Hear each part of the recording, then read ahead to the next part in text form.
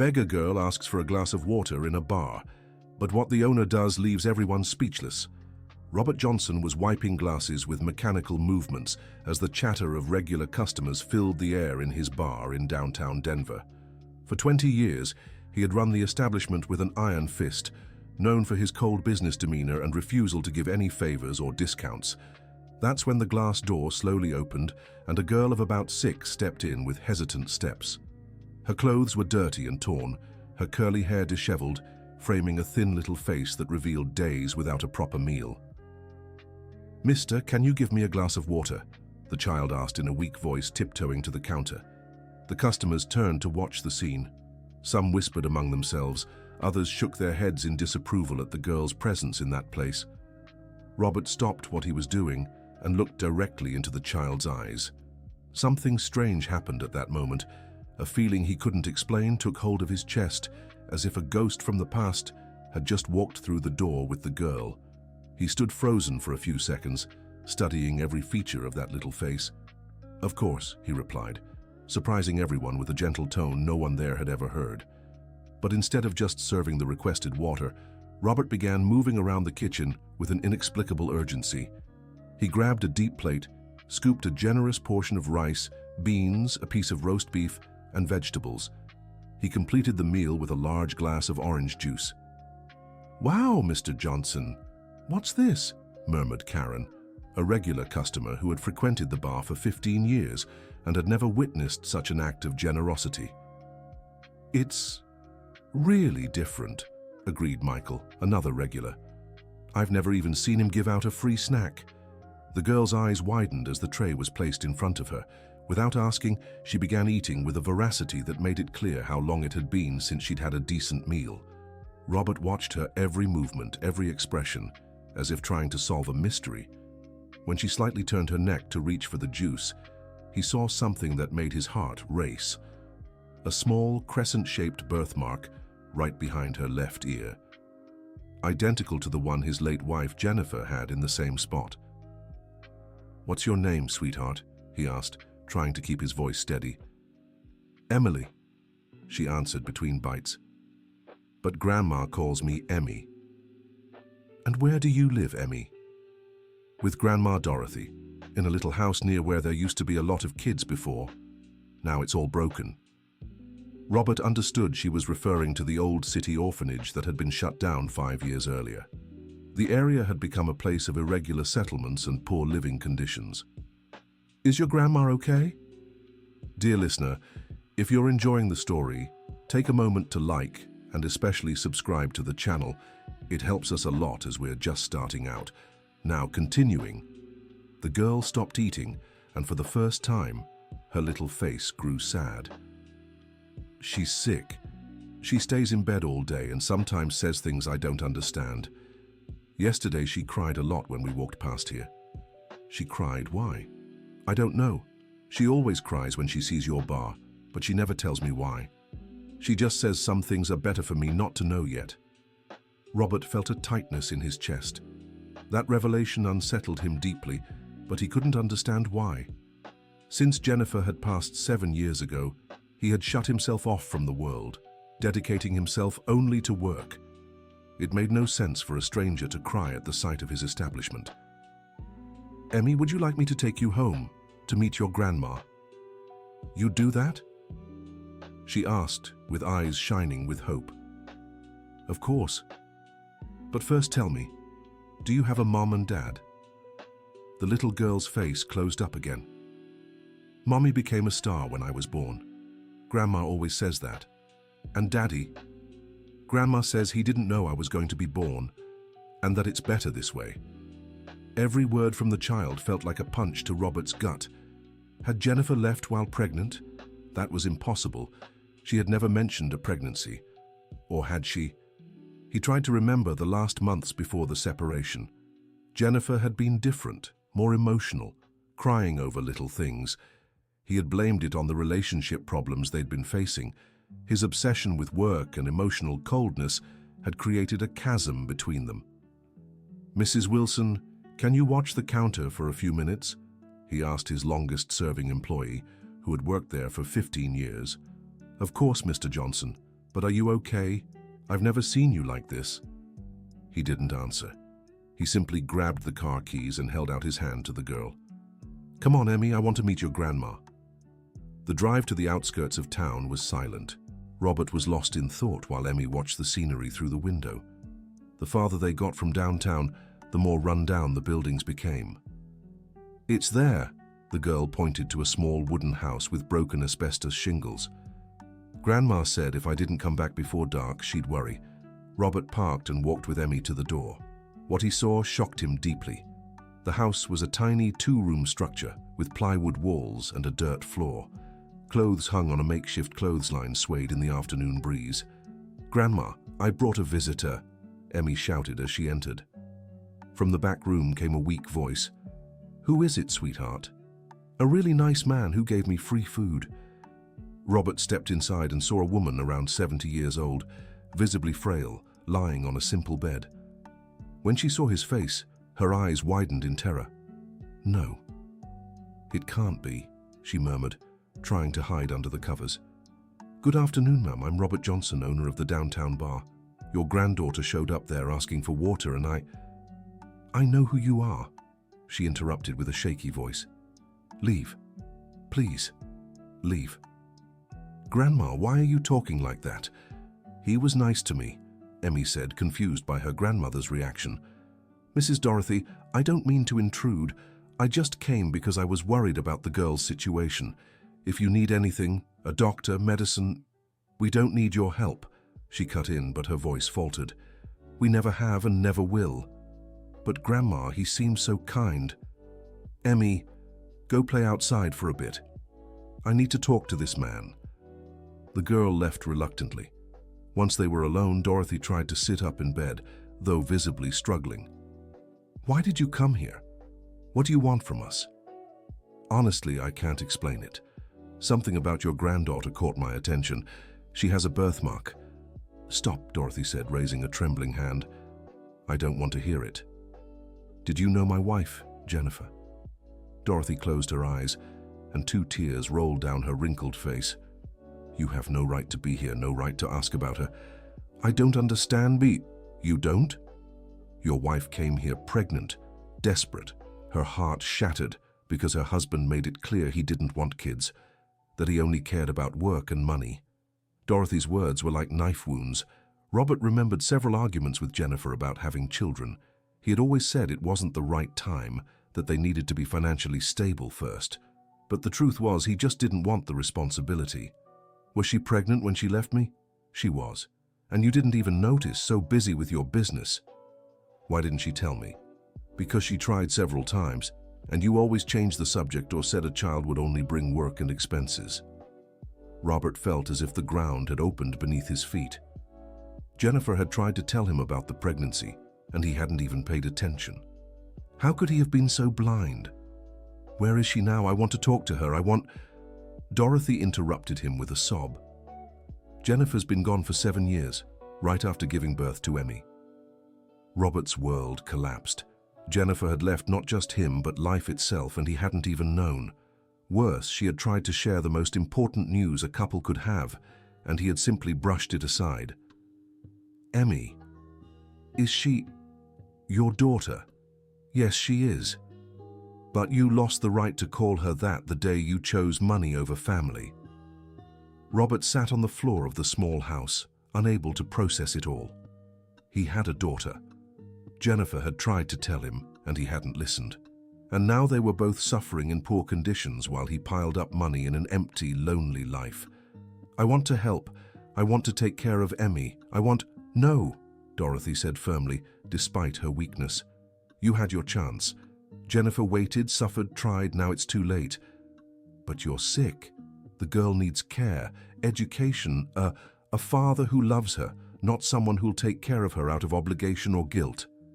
Outside, Emmy's cheerful voice echoed as she played with some twigs.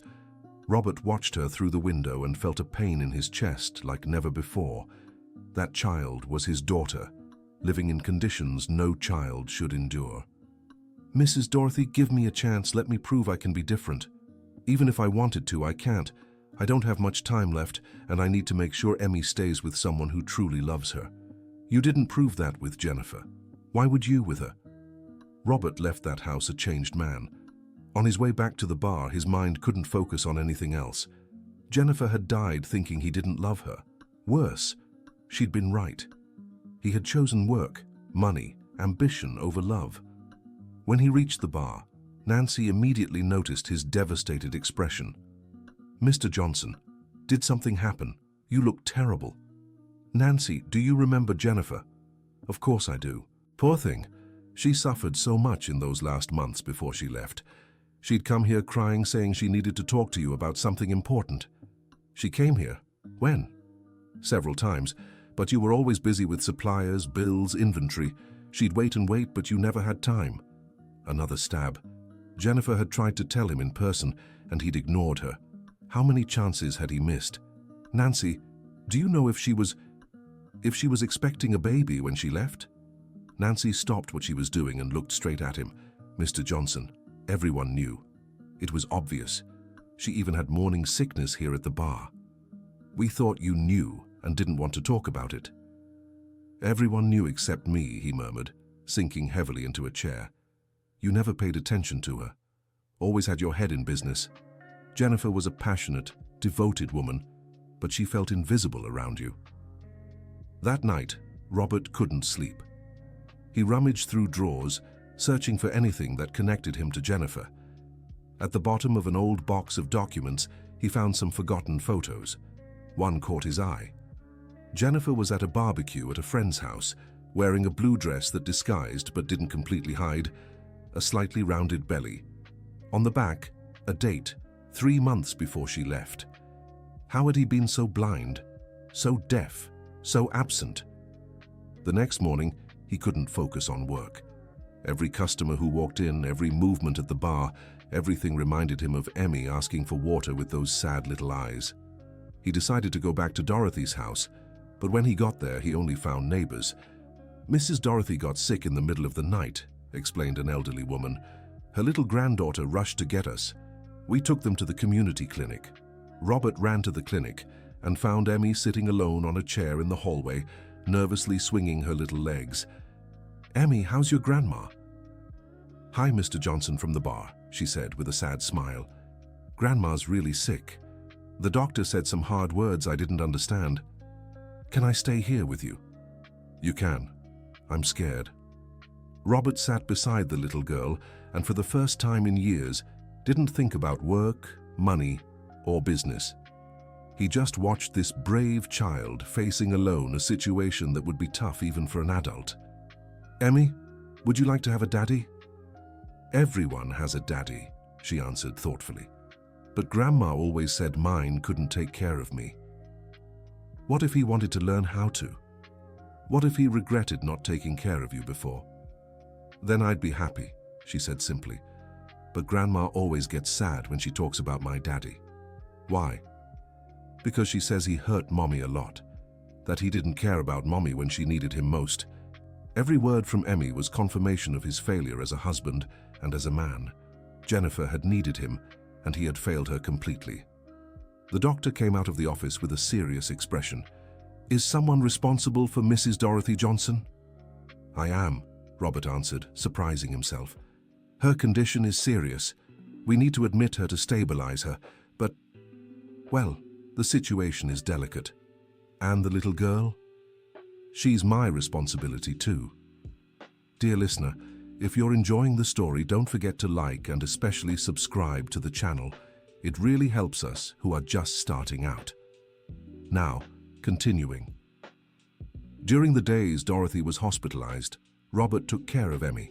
He brought her to his home, a spacious but cold apartment with no trace of affection or family life.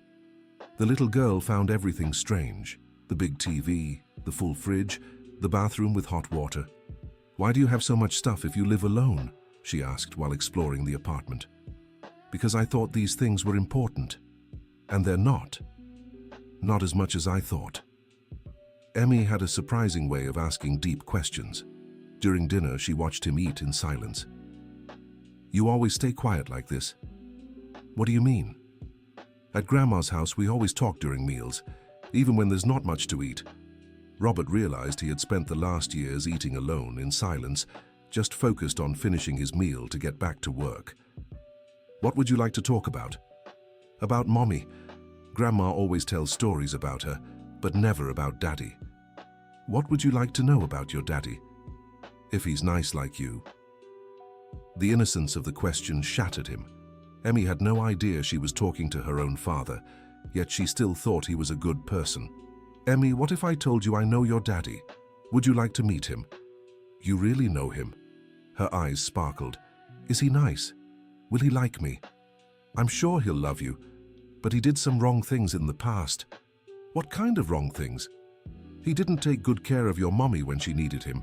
He wasn't paying attention when she needed love the most." Emmy thought for a few minutes. "But if he's sorry and wants to fix it, then it's okay, right? Grandma always says everyone deserves a second chance." At the hospital, Dorothy was weaker but lucid. When she saw Robert walk in with Emmy, her expression hardened. "I don't want you near my granddaughter." "Grandma, he's been really nice to me," Emmy defended. "He gave me food, let me sleep in a big bed, and told me he knows my daddy." Dorothy looked alarmed at Robert. "What did you tell her?" "Just that I know her father, nothing else." "Grandma, can I meet my daddy? Mr. Johnson said he wants to meet me too." Dorothy began to cry silently. "My dear, some things are complicated. Your daddy, he did bad things, I know.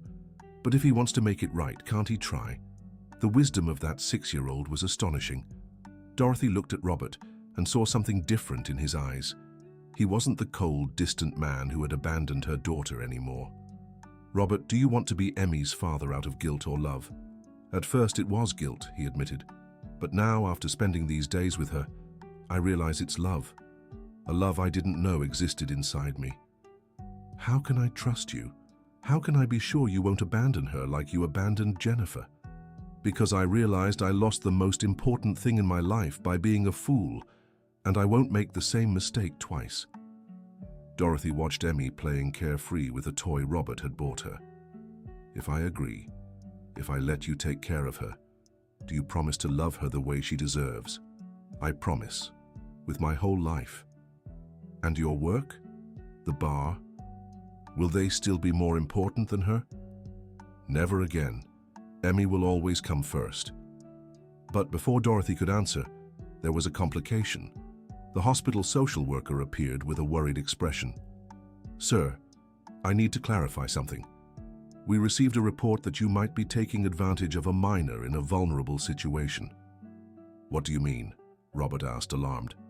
"Neighbors reported that a strange man was taking the child home, spending money on her. They raised concerns about your intentions." Emmy looked confused at the adults, not fully grasping the seriousness of the situation. "This man is my friend," she said innocently. "He didn't do anything bad to me." The social worker, named Amanda, had protocols to follow. "Sir, I'll need you to step away while we investigate. The child will be placed in temporary state custody." "No!" Emmy shouted, running to hug Robert.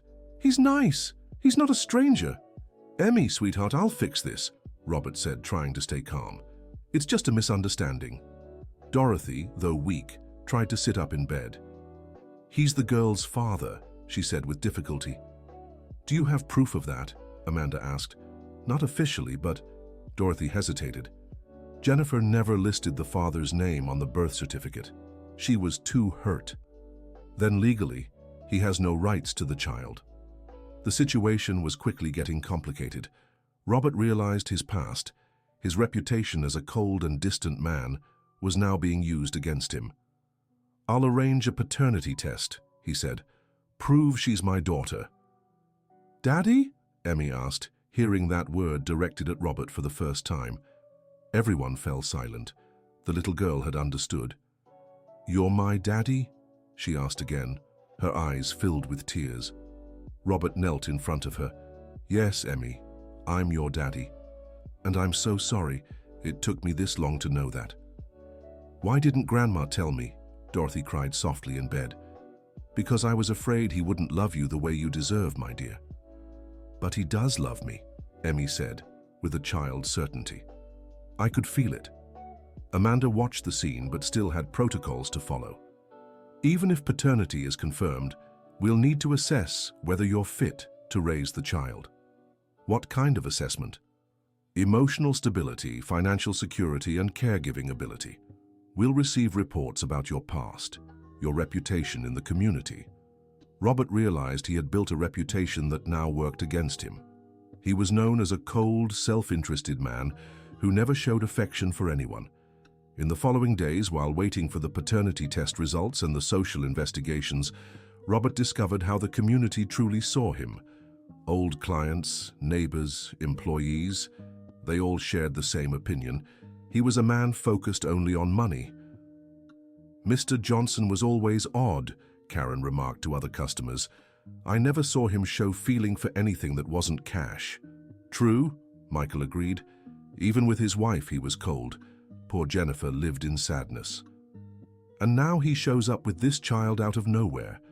Very strange," another customer added.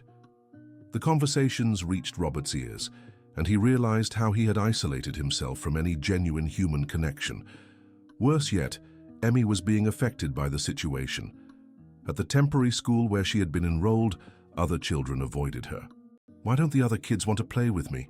she asked during one of the supervised visits. "Because adults say things they don't understand," Robert replied, trying to explain without hurting her. "Do they think you're bad?" "They do. And I can't blame them because I really was a bad person for a long time." "But you changed, right, Daddy?" Hearing her call him Daddy still stirred a whirlwind of emotions in Robert. "I'm trying to change, sweetheart. But sometimes people take a while to notice when someone changes." The situation grew even more complicated when Nancy, his trusted employee, came to speak with him. "Mr. Johnson, I need to tell you something important. About Jennifer." "What about her?" "She left a letter. She asked me to give it to you if she ever didn't come back." Robert felt his heart race. "A letter? Why didn't you ever tell me?" "Because she made me promise I'd only give it to you if you showed you truly cared about her. And well, that never happened. Until now." With trembling hands, Robert opened the letter Jennifer had written 7 years earlier. "Robert, if you're reading this, it means Nancy thought you might finally understand what I have to say. I'm pregnant. I tried to tell you so many times, but you were always busy, distant, as if I were just another obligation in your life. I can't live like this anymore. Our daughter deserves a father who loves her, who cares, who's present. If one day you understand what real love is, if one day you can be a better man, maybe we can meet again. Until then, I'll raise our daughter with all the love you never seemed to have. Jennifer." Robert read the letter 3 times, each word echoing like a painful reminder of his past. Jennifer had left a door open, a chance for redemption, but it had taken him 7 years to find it. "Nancy, why didn't Jennifer come back, even after Emmy was born?" "She tried, Mr. Johnson. She sent a telegram when the girl was born, but..." "But what?" "Your brother received it and said you'd made it clear you didn't want to be bothered, that you were starting a new life." Robert felt a rage he had never known before. My brother, Richard, knew. He knew everything. He even intercepted other attempts Jennifer made to reach out. Where is Richard now? At the Long Beach branch. But Mr. Johnson, there's more. Jennifer tried to come back when Emmy was 2. She showed up here at the bar, but you were away on business. Richard spoke to her. And what did he say? That you'd told him to say if she showed up they should call security, that you didn't want to be bothered by problems from the past. Robert had never said any such thing. Richard had lied, sabotaging any chance of reconciliation. But why? Nancy, did Richard have any reason to do this? I always suspected he was afraid of splitting the bar's inheritance. If you rebuilt the family, he'd lose his share of the business. Everything started to make sense. Richard, your younger brother, had always been jealous of your position as the majority partner. A daughter would mean an heir, someone who could complicate his plans for the future. Dear listener, if you're enjoying the story, don't forget to like and especially subscribe to the channel. It helps us a lot as we're just starting out. Now back to the story. Robert drove straight to Long Beach, leaving Nancy in charge of the bar. He found Richard in a meeting with suppliers, acting as if nothing had happened. Richard, we need to talk, now. Hey bro, what a surprise. How's business in Denver? Cut the act, you know why I'm here. No idea. Jennifer, Emmy, the messages you intercepted. Richard's expression changed completely. Oh, you found out. Found out? You say it like it's nothing. You destroyed my family, Richard. What family? You never wanted one. You were always complaining about Jennifer, saying she was clingy, that she got in the way of your plans. That didn't give you the right to make decisions for me, didn't it? And who'd suffer the consequences? Me, your business partner. A daughter would mean legal complications, asset division, responsibilities you weren't ready to take on. You didn't know what I was ready for. Yes, I did. I've known you since we were kids, Robert. You're cold, calculating, only care about money. A child would have ruined everything. Maybe I was like that, but she could have changed me. Jennifer could have helped me be different. Or you could have divorced, and I'd have lost half my livelihood in a messy settlement. Robert realized he was facing a man who put money above all else. Ironically, Richard was everything Robert had once been. You destroyed 2 innocent lives for money. It wasn't just about money. It was about protecting you too. You weren't emotionally ready to be a father. And you had the right to decide that? Someone had to. You were completely lost, obsessed with work. Robert left that meeting knowing he could never forgive Richard. More importantly, he realized he had to act fast, or lose Emmy like he'd lost Jennifer. Back in Denver, things were even worse. Amanda, the social worker, had compiled a damning report on him. Mr. Johnson, the information we've gathered isn't favorable. Multiple people described you as cold and distant over the years. There are reports you mistreated your own wife. Those people are talking about the man I was, not who I am now. How can I be sure of this change? Deep personality shifts take years to solidify. Ask Emmy. Ask how I feel when I'm with her. The child has clearly formed an attachment, but that doesn't prove you're fit to raise her. What do I need to do to prove it? Show sustained emotional stability, community references, consistent behavioral change. Robert knew he was racing against time. Emmy had been placed in a temporary foster home, and he could only visit under supervision. Every day he saw the sadness grow in her eyes. "Daddy, when can I go home with you?" she asked each visit. "Soon, sweetheart. Daddy's sorting out some complicated things. Is it because people think you're bad?" "Yeah, something like that. But I know you're not bad. I felt it when you gave me food that day. Your heart hurt because you felt sorry for me." The child's perception was impressive. She had picked up exactly what Robert had felt during that first meeting. "How did you know that, Emmy?" "Because people's eyes change when they truly feel pity. Yours did." At that moment, Robert had an idea. If people needed to see proof of change, he would give them proof they couldn't ignore. He began by completely reorganizing the bar.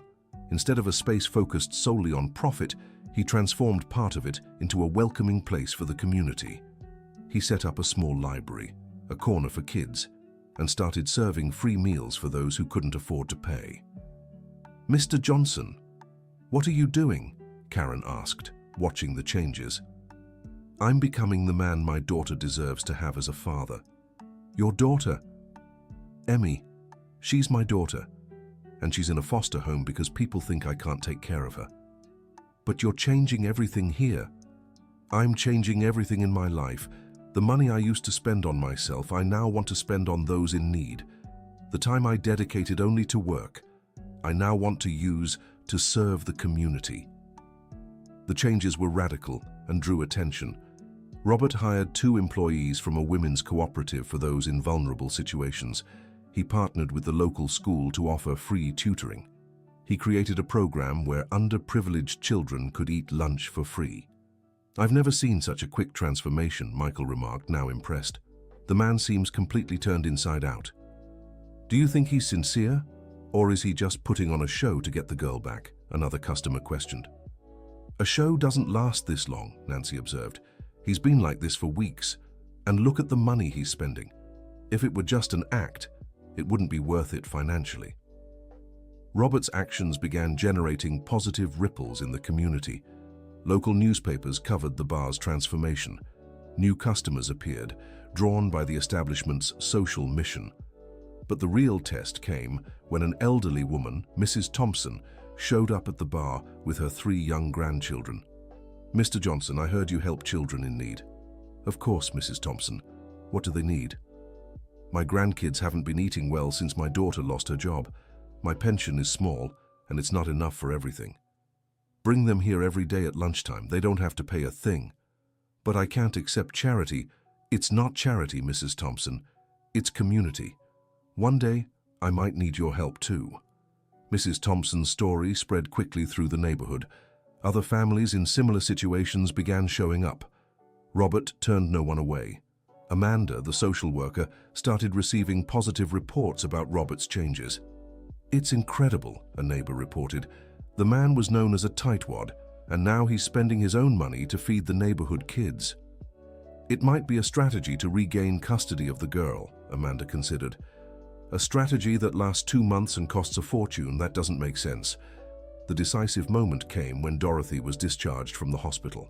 Her last tests showed her condition was terminal, but she still had a few months left.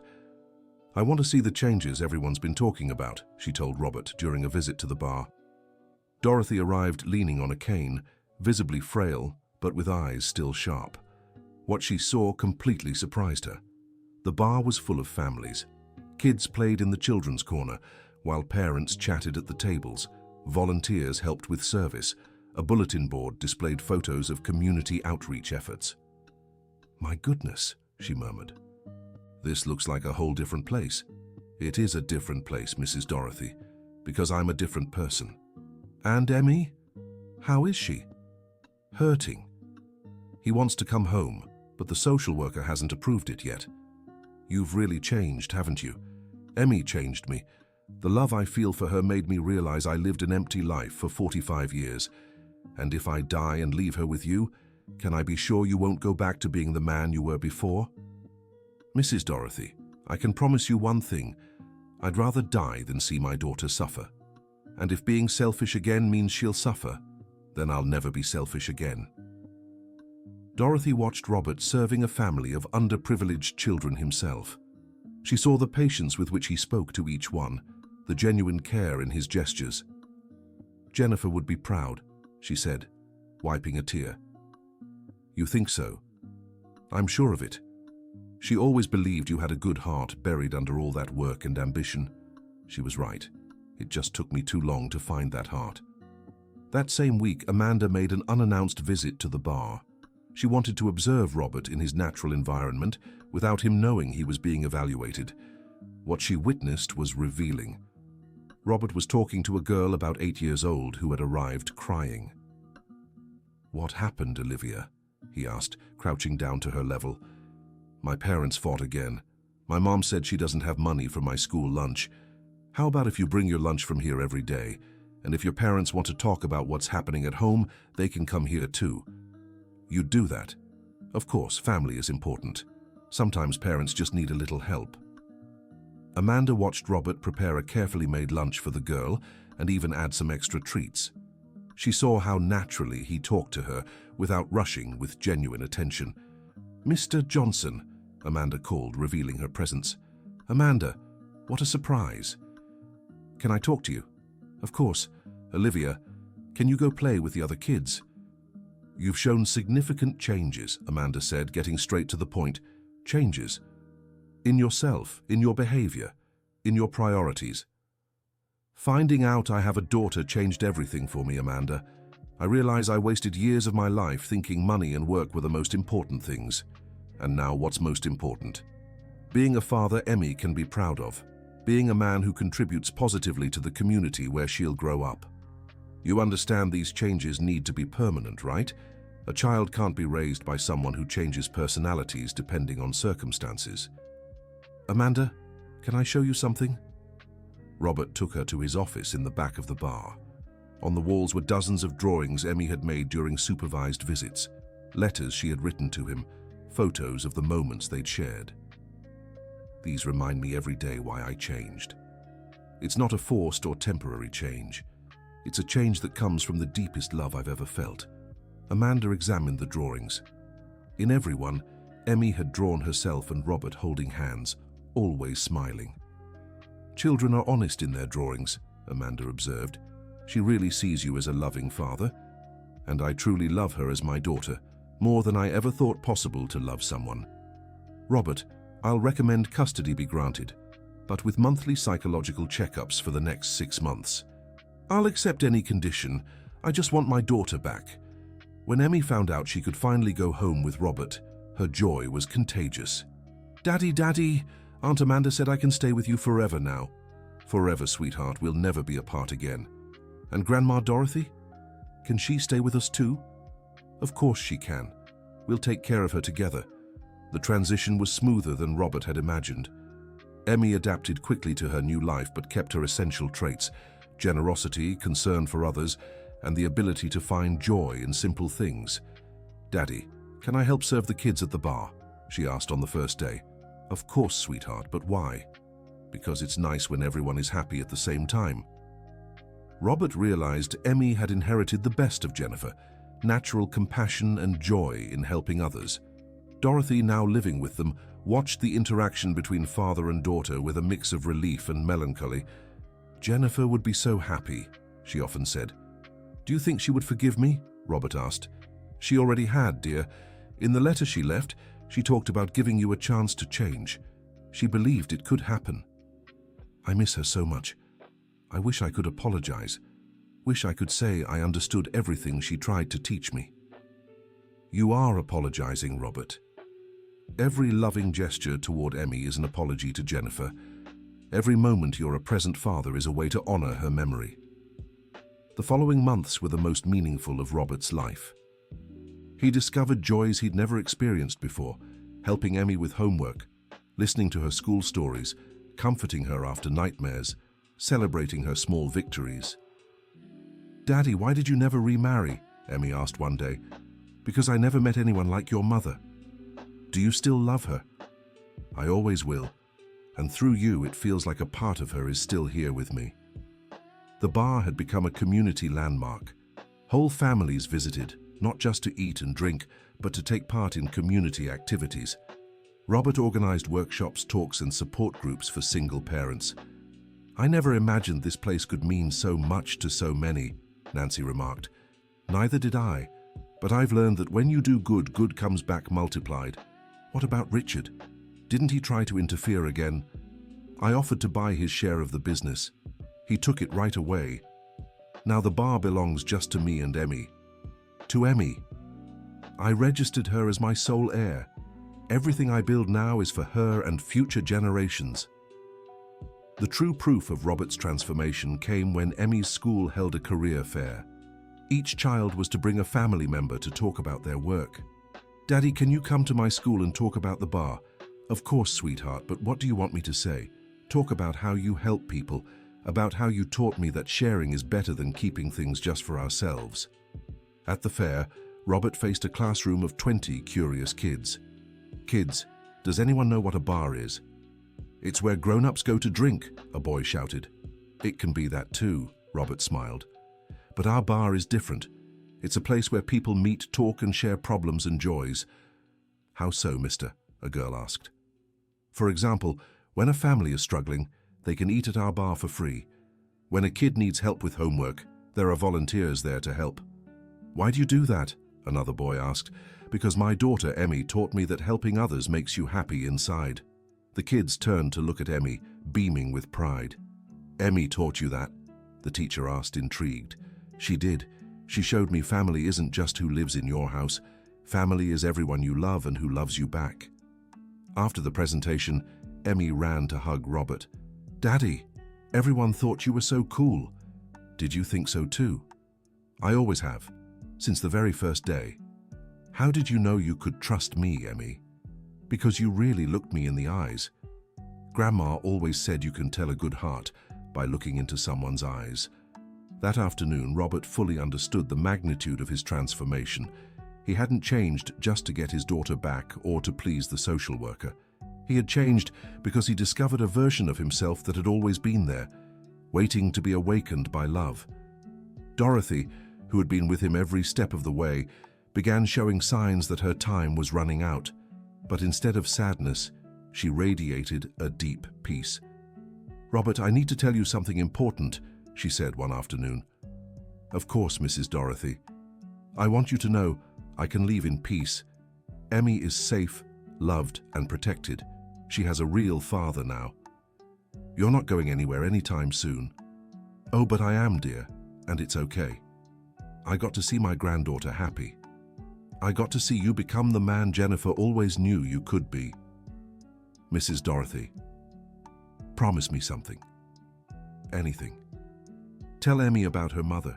Tell her what Jennifer was like, how loving she was, how much she wanted to be a mom. Don't let her memory fade. I promise, I'll make sure Emmy knows her mother through stories. And promise me, you'll keep being this wonderful father even when I'm no longer here to see it? I swear on my life, Mrs. Dorothy." A few weeks later, Dorothy passed away in her sleep, peacefully, just as she'd wished. Emmy cried hard, but she also showed remarkable maturity for a child her age. "Daddy, Grandma went to be with Mommy, right?" "Yes, sweetheart." "So they're together now, watching over us from heaven." "They definitely are. And we'll keep taking care of people down here, won't we? Always, Emmy. Always." Dorothy's funeral was a testament to the impact Robert's transformation had on the community. Dozens of people came, many of whom had been helped by the bar's social programs. "Mr. Johnson," Mrs. Thompson said during the wake, "Dorothy told me you became the man she always dreamed of for her granddaughter. She was too generous with me. Gave me a second chance I didn't deserve." "Oh, you did deserve it. Everyone deserves a second chance. Not everyone knows how to make the most of it."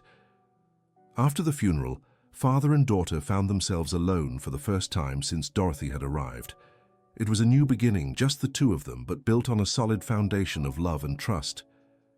"Daddy, is it just us two now?" "It is. You and me against the world." "But the world isn't our enemy, right? There are lots of nice people out there we haven't met yet. Emmy's wisdom never failed to amaze Robert. You're right, sweetheart. The world is full of people waiting to give and receive love. So we'll keep sharing love at the bar?" "We will, and we'll do even more. How about we start a program to teach other kids how to cook? That way, they can help their families at home." "That's so cool. And can we have a program to teach daddies how to play with their kids too?" "Why's that?" "Because some daddies don't know how to play. They just stare at their phones when they pick up their kids." Robert realized Emmy had spotted a real problem in the community. Many fathers, just as he had once been, were emotionally absent from their children's lives. "You know what, Emmy? That's a brilliant idea." "Which one?"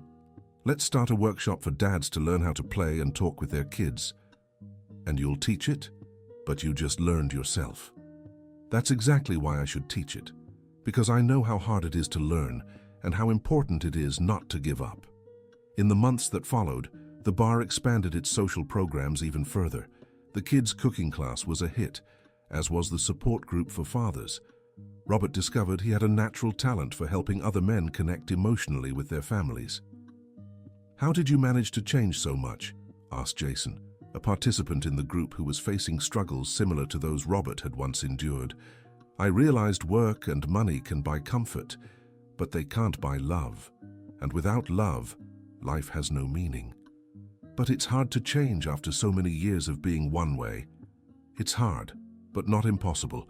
The first step is admitting you want to change.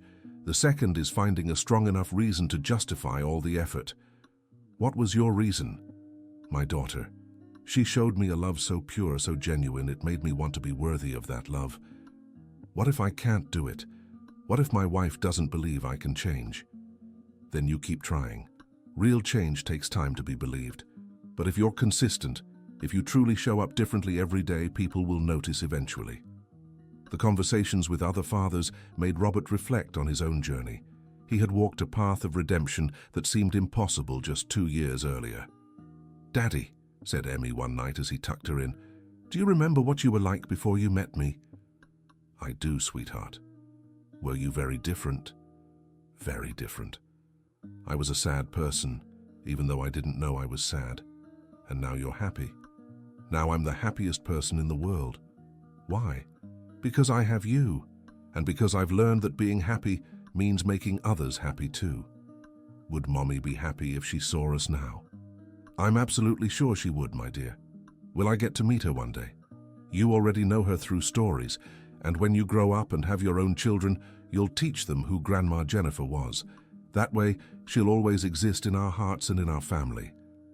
The second anniversary of Emmy's arrival at the bar was approaching, and Robert decided to throw a special party, not just to celebrate the day that changed their lives, but to honor all the transformation that had happened in the community. Daddy, can I help plan the party? Of course. What would you like to have? I want all the families we help to be there, and I want music, dancing, and lots of good food. What else? I want you to tell everyone what it was like when you saw me for the first time. Why is that important to you? Because I want everyone to know that sometimes people can change when they find someone to truly love. The party was organized with the help of the whole community. Each family contributed something: decorations, food, music, activities for the kids. The result was a celebration that spilled out of the bar and filled the entire street. Everyone, Robert said into the microphone with Emmy by his side. 2 years ago, a little girl walked into my bar and asked for a glass of water. I didn't know that girl was my daughter. I didn't know she would completely change my life. The crowd cheered. Today I want to share what I've learned these past 2 years. I've learned that family isn't just about blood. Family is who chooses to stay together, who cares, who shares joys and sorrows. He gestured to the crowd. You, all of you, have become my extended family. This neighborhood has become my real home. And all of this happened because a 6-year-old girl taught me what it means to love. Emmy took the microphone. I want to say something too, she said in her sweet voice. When I was really little, Grandma Dorothy always said good people recognize other good people. When I looked into my daddy's eyes that day, I saw he was good even if he didn't know it yet. Sometimes, she continued, it takes people a while to realize they're good. But when they find out, they become so much happier, and they make everyone around them happy too. The crowd was moved. Many adults discreetly wiped away tears. That's why I want to thank everyone who helped my daddy realize he's a good person. You're all my family too. The celebration lasted well into the night. Robert watched Emmy playing with other children and felt a deep gratitude for the journey they had taken together. Mr. Johnson, said Amanda, the social worker, approaching him, I want to officially congratulate you. For what? Emmy is being considered an absolute success story. She's a happy, secure, well-adjusted child. You've managed to create a healthy and stable family environment. Thank you, Amanda, but the credit is hers. She's the one who taught me how to be a father. No, the credit is yours for being open to learning. Not every adult can do that. Can I ask you something? Did you really believe I could do it when you approved the custody? Honestly, I had doubts, but there was something in your eyes when you talked about Emmy that convinced me to give you a chance. What did you see in my eyes? Desperation, but the kind of desperation from someone who knew they'd lost something precious and was willing to do anything to get it back. That's exactly how I felt. A few months after the celebration, Robert received an unexpected offer. A restaurant chain wanted to buy the concept of his bar to replicate in other cities. Daddy, what does this mean? Emmy asked when he explained the offer. It means other people liked our idea of using the bar to help the community. They want to do the same thing in other cities. Would we have to move away from here? Not necessarily. They want me to oversee the other bars, but we can keep living here. What about our bar? Will it stay the same? It'll stay the same. In fact, it'll get even better, because we'll have more resources to help more people. Then it's okay, but I still want to keep helping serve the kids. Of course, sweetheart. You're my most important partner. The partnership with the restaurant chain allowed Robert to expand the model to 5 towns in Colorado. Each new bar followed the same philosophy: make a modest profit, but prioritize positive social impact in the community. Daddy, why don't you want to make more money? Emmy asked one day. showing that at 8 years old she was already starting to understand financial concepts. Because too much money can make people forget what's really important. Like how you forgot with Mommy. Exactly. I learned that having enough to live well and still being able to help others is better than having a lot of money and being alone. What if one day I want to be rich? You can be rich, sweetheart. But what kind of rich do you want to be? What do you mean? Rich in money, rich in friends, rich in love, rich in good experiences. Can I be rich in all of them? Of course, if you know how to balance it and never forget that people are more important than things. His conversations with Emmy continued to surprise Robert with her depth and wisdom. She had become not just his daughter, but also his advisor in many important decisions. Daddy, do you ever regret changing so much? Never. Why? Because sometimes I hear adults say that changing is hard and it's better to stay the same. Changing is hard, Emmy, but staying unhappy is even harder. Were you unhappy before? I was, even without realizing it, because I didn't have you, I didn't have our family, I didn't have all these friends. So it's worth being brave to change. It's always worth being brave to change for the better. The third anniversary of their first meeting as father and daughter was marked by a special surprise. Robert had prepared a gift he'd been planning for months. Emmy, close your eyes, he said one Saturday morning. Why, Daddy? Surprised, he led her to the backyard of their home, which had been transformed over the past few weeks. You can open your eyes now. Emmy opened her eyes and saw a complete garden with a small vegetable patch, toys, and in the center a sign that read, Jennifer Dorothy Garden, in memory of the women who taught us to love. Daddy, she murmured, moved. This is a place for you to always remember your mom and Grandma Dorothy. And also a place where you can come talk to me about anything. It's the most beautiful place in the world. Do you want to plant the first seed? Yes. What kind of seed? A sunflower. Your mom loved sunflowers. Together they planted the first seed of the garden that would become a symbol of the new family they had built. Daddy, when I grow up and have kids, I'll tell them how you were before and how you became after. And what will you tell them? That you learned being a dad is more important than anything in the world. And that when someone truly loves us, we can become so much better than we ever thought possible. End of story. Now tell me what you thought of this story of transformation and love. Do you think Mr. Johnson made the right decisions? Share your honest opinion in the comments and let us know where you're watching from. If this story touched your heart, don't forget to like and, most importantly, subscribe to the channel so you don't miss other heartwarming stories like this one.